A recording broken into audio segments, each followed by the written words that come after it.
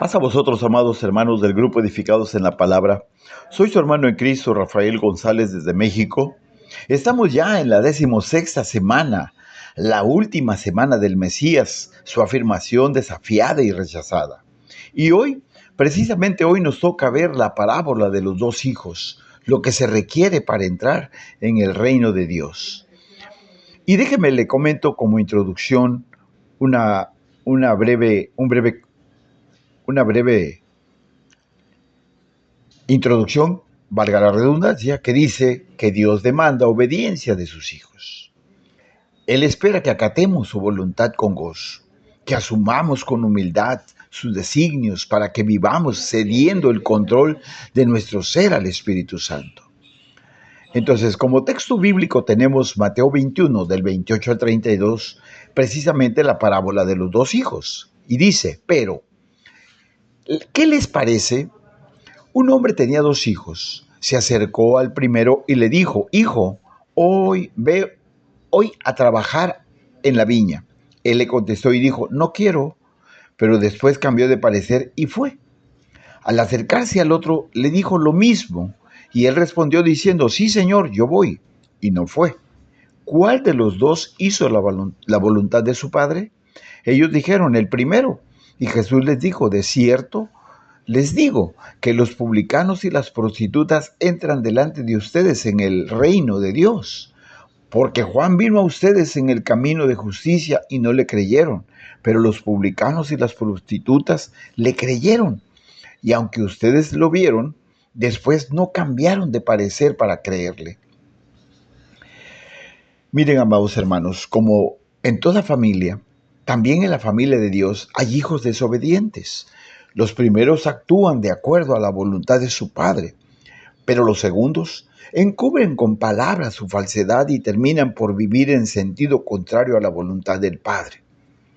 Dios, nuestro Dios como Padre, tiene un propósito para la vida de sus hijos y lógicamente Él espera que acatemos con gozo en nuestro corazón sus ordenanzas, para que nuestras palabras hagan eco en las que el salmista escribe en el Salmo 143:10 cuando dice, enséñame a hacer tu voluntad, porque tú eres mi Dios.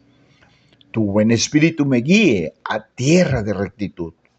Entonces podríamos preguntarnos, ¿cuál es la voluntad de Dios en mi vida personal, en mi vida familiar y eclesiástica? Veamos lo que la palabra de Dios nos enseña en esta mañana. La obediencia. La respuesta del segundo hijo fueron palabras que encubrieron la realidad de su corazón, afirmando de palabra, pero negaba con la práctica. Dios espera una obediencia activa de cada uno de nosotros, que somos sus hijos. Porque dice primer libro de Samuel, capítulo 15, verso 22, la obediencia le es más agradable que los sacrificios y los holocaustos. Y que supere la vida antigua, dice primera de Pedro, capítulo 1, verso 14. Porque de esa manera, amados hermanos, se pasa a formar parte de la familia de Dios, según lo que dice Marcos 3:35. El hombre se excluye a sí mismo del reino y de la familia de Dios cuando encubre con palabras la desobediencia de su vida. Y entonces tenemos aquí que nos enseña varias lecciones. Y quiero decirle, la primera lección que nos enseña el texto es, Dios demanda obediencia de sus hijos, porque esa es su voluntad. Los que creemos en el Hijo de Dios, somos sus hijos. Pero aquí también habla de los publicanos y de las rameras. Eran los grupos humanos despreciados entre los judíos. Eran ejemplo del hombre pecador. A ellos recurre Jesús para ejemplificar la naturaleza de su reino y lo que espera Dios de sus hijos.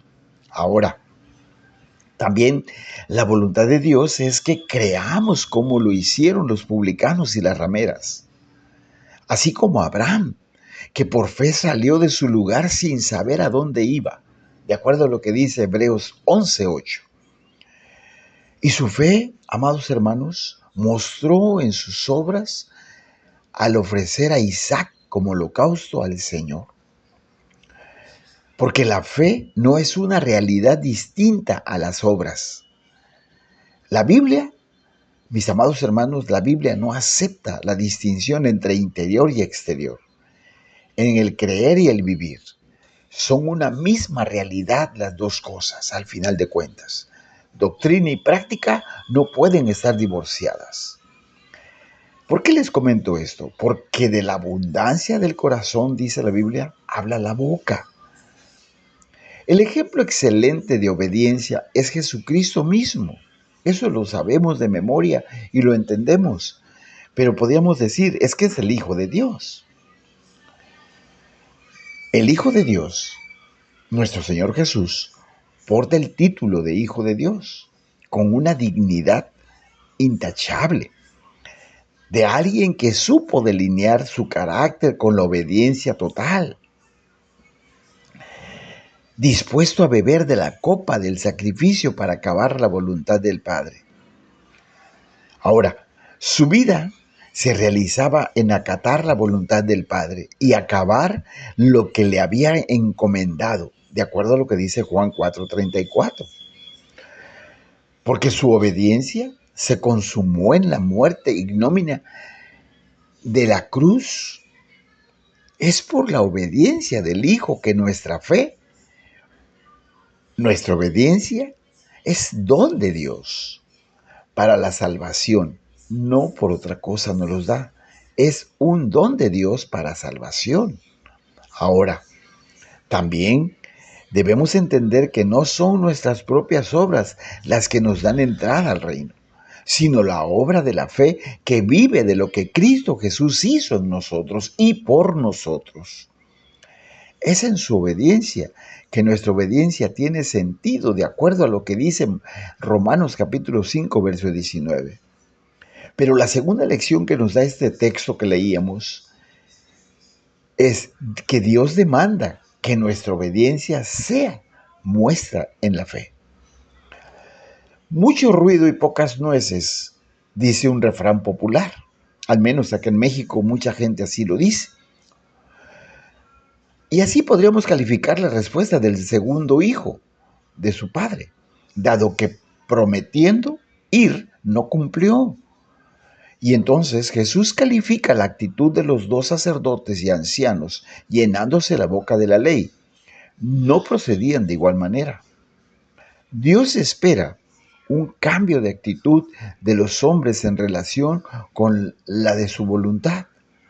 Mire, hermano, mire, hermana, se sufre la incredulidad y la dureza de un corazón como el de las autoridades religiosas que se opusieron al Hijo y lo llevaron a la cruz, llenándose la boca de Dios, pero eran esclavos del pecado, dice Romanos 6:16, porque su actitud era de una fe fingida,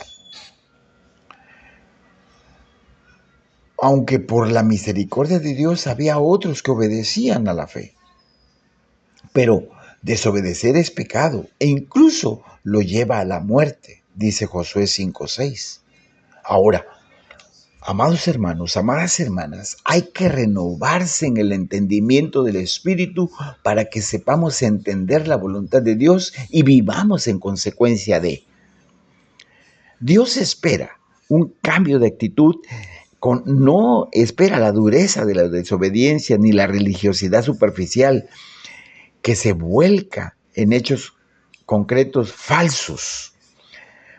Él espera la comprobación de su voluntad, que es agradable al Espíritu y es perfecta. La tercera lección que nos enseña es la voluntad de Dios, o sea, que transformemos nuestra actitud. Esto es, que dejando de lado las palabras que encubren la dureza de nuestro corazón, creamos y nos arrepintamos de nuestra falsedad.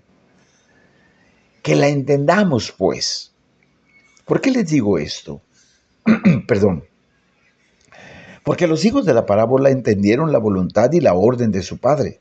Sin embargo, Hoy hay quienes luchan por entender cuál es la voluntad de Dios para su vida.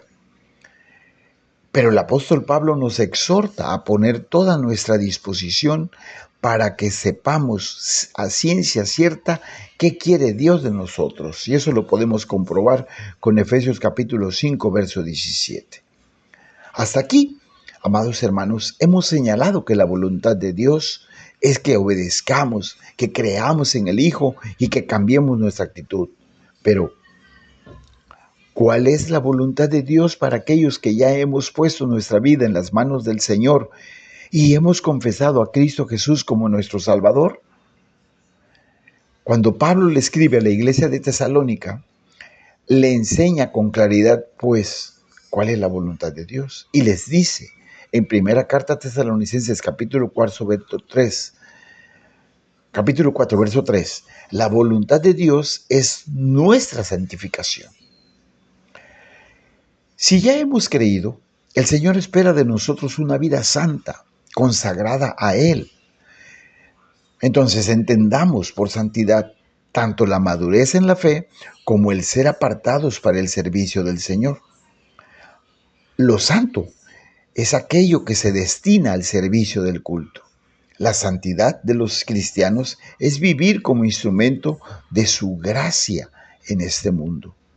Para concluir, quiero decirle, en la misma carta, Pablo señala otra faceta de la voluntad de Dios para la iglesia. Den gracias en todo, porque esta es la voluntad de Dios para con ustedes en Cristo Jesús. Primera de Tesalonicenses capítulo 5, verso 18. Entonces, amados hermanos, podemos agradecer al Señor sus bendiciones y la prueba a que nos somete cada día. Todo lo que viene del Señor es para bendición de nuestra fe, para formación de nuestro carácter. Entonces, puedo decir que gracias por la abundancia, gracias por la escasez, gracias por la salud, gracias por la enfermedad, gracias por todo y por lo que no hay. Porque la voluntad de Dios es que nadie se pierda. Por ello entendemos, cada segundo de nuestra vida es en los designios del Señor. Vivir de acuerdo a la voluntad de Dios es obediencia activa y tiene una promesa de Dios que ha de alentar a nuestro vivir todos los días y cada segundo de nuestra vida. Mis amados hermanos, mis amadas hermanas del grupo Edificados en la Palabra, se despide de ustedes su hermano en Cristo, Rafael González desde México. Paz